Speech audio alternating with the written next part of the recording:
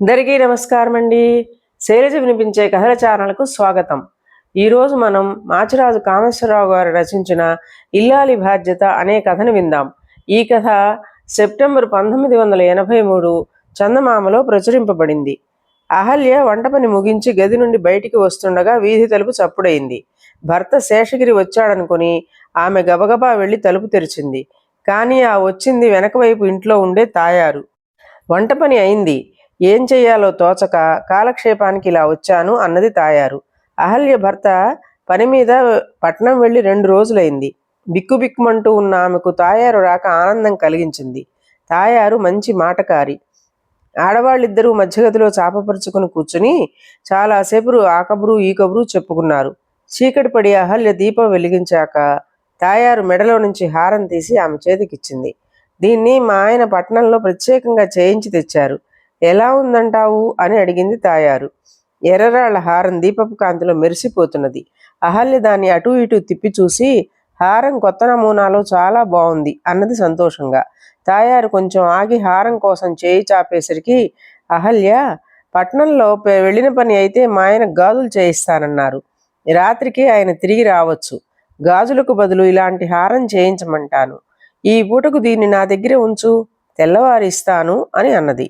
తాయారు సరేనని ఇంటికి వెళ్ళిపోయింది. అహల్య హారాన్ని పెట్టెలో దాచి భర్త కోసం చాలాసేపు ఎదురు చూసి ఒక్కతే భోజనం చేసి తలుపులన్నీ మూసి పడుకున్నది.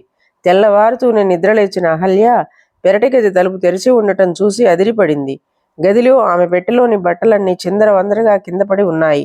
పెట్టెలో ఉండవలసిన ఆమె కమ్మలు, 100 రూపాయలు, తాయారు హారం లేవు. దొంగ ఉపాయంగా బయట నుంచి పెరటిగడి తీసి లోపల ప్రవేశించాడు. అహల్య ఇరుగు పొరుగు ఇళ్లవాళ్లను పిలిచి జరిగింది చెప్పింది. అంతా ఆమె పట్ల సానుభూతి కనబరిచారు. తాయారు ఆమెను కొంచెం పక్కకు తీసుకుపోయి, నా హారం భద్రంగా ఉంది కదా అని ఆదుర్దాగా అడిగింది. అహల్య కళ్ళనీళ్లు తిరుగుతూ ఉండగా, అదీ పోయింది అన్నది. కొంప మునిగింది. హారం నీకిచ్చానని, అది పోయిందని తెలిస్తే మా ఆయన నన్ను బతకనియ్యడు అంటూ తాయారు ఏడుపు మొహం పెట్టింది. తాయారు, ఇప్పుడేం గొడవ పెట్టకు, మా ఆయన వచ్చాక అంతా సర్దుబాటు అయ్యేలా చూస్తాను అన్నది అహల్య. 2 రోజుల్లో మా ఆడపడుచు పెళ్ళి, ఆ రోజుకు హారం కావాలి, 2000 ఖరీదు చేసే హారం అంటూ తాయారు వెళ్ళిపోయింది. ఆ తరువాత కొంతసేపటికి అహల్య భర్త శేషగిరి పట్నం నుంచి తిరిగి వస్తూనే, ఏమిటి గొడవంతా అంటూ చిరాకు పడ్డాడు. అహల్య అతడికి తాయారు హారం సంగతి వదిలి రాత్రి దొంగ ఎత్తుకుపోయిన తన కమ్మలు, 100 రూపాయలను గురించి చెప్పింది. శేషగిరి కోపంగా, ఎంత పని జరిగింది, అంత మొద్దురు నిద్రేమిటి అన్నాడు. ఆ మాటలతో అహల్యకు కోపం వచ్చి, నువ్వు రోజుల తరబడి ఇంట్లో ఉండకపోవడంతో ఈ ఘోరం జరిగింది. ఎవడో దొంగపీనుగా నేను ఒంటరిగా ఉంటానని కనిపెట్టి ఈ పని చేశాడు అన్నది. శేషగిరి మరి భార్యనేమీ కోపగించుకోలేదు.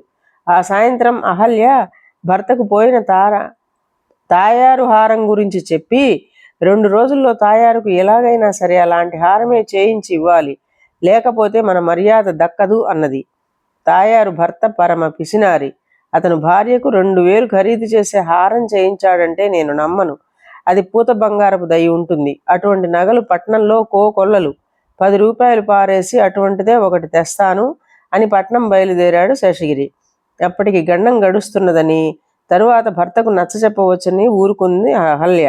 ఆ సాయంత్రం ఎర్రరాళ్ల పూత బంగారం హారతో తిరిగి వచ్చాడు శేషగిరి. అది అచ్చు బంగారు హారంలాగానే ఉన్నది. అహల్యకు తల మీద నుంచి పెద్ద బరువు దిగిపోయినట్టయింది. ఆమె హారం తీసుకుని అప్పటికప్పుడే తాయారు ఇంటికి వెళ్ళింది. తాయారు హారాన్ని చూస్తూనే, ఇది నా హారమే, పోయిన సొత్తు దొరకడం ఈ రోజుల్లో పోయిన ప్రాణం తిరిగి వచ్చినంత విడ్డూరం అన్నది ఆశ్చర్యంగా. అహల్య చిన్నగా నవ్వి, ఇది నీ అసలు హారం కాదు, నకిలీది. పట్నం నుంచి మా ఆయన 10 రూపాయలకి కొని తెచ్చాడు. దీనితో ప్రస్తుతానికి నీ ఆడపడుచు పెళ్లి అవసరం గడుస్తుంది. తరువాత మెల్లిగా మా ఆయనకు నచ్చ చెప్పి ఇటువంటిదే బంగారు హారం చేయిస్తాను, నా మాట నమ్ము అన్నది. తాయారు హారాన్ని మెడలో వేసుకుంటూ, ఇది నా అసలు హారమే, నువ్వే అసలుకు నకిలీకు తేడా తెలుసుకోలేకపోతున్నావు. నీ భర్త అసలు రూపం తెలుసుకోవాలని నీతో కొంత కఠినంగా ప్రవర్తించాను అన్నది. తాయారు మాట బోధపడక అహల్య ఆమెకేసి వింతగా చూసింది. తాయారు జరిగిందేమిటో ఆమెకు వివరించింది.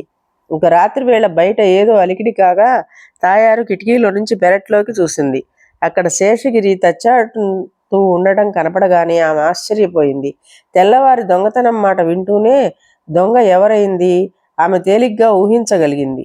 శేషగిరికి పట్టణంలో పని జూదం తప్ప మరొకటి కాదని తాయారుకు తెలుసు. ఆమె భర్త పట్టణంలో జూదమాడుతున్న శేషగిరిని చాలాసార్లు చూశాడు. భర్త తెచ్చిన ఎర్రరాళ్ల హారం పూత బంగారపుదని ఆమె మొదట్లో ఎరగదు. ఆమెకు బంగారం నాణ్యం తెలుస్తుందో లేదో చూద్దామని ఆమె భర్త హారం 2000 అని చెప్పాడు. హారం పోయిందని తాయారు చెప్పాక అతను పోతే పోయిందిలే అని అసలు సంగతి భార్యకు చెప్పాడు. అహల్య, జరిగింది ఇది.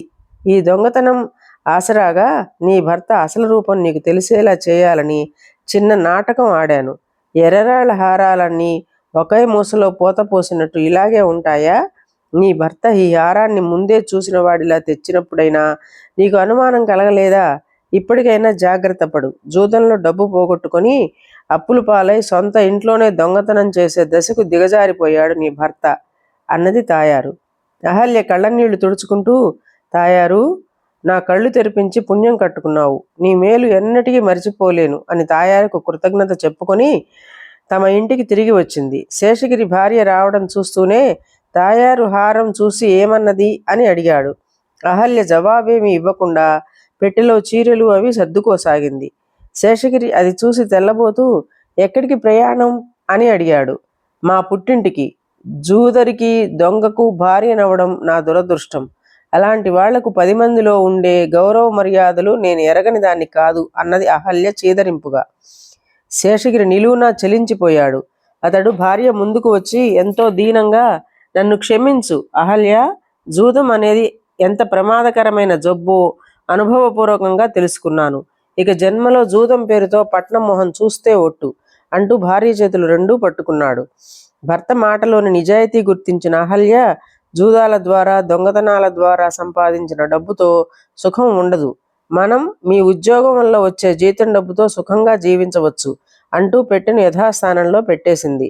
నీలాంటి ఉత్తమురాలు భార్యగా దొరకడం నా అదృష్టం అన్నాడు శేషగిరి ఎంతో సంతోషపడిపోతూ. భర్త తప్పుదారి పట్టినప్పుడు సరి అయిన దారికి వచ్చేలా చేయడం ఇల్లాలి బాధ్యత కదా అన్నది అహల్య నవ్వుతూ.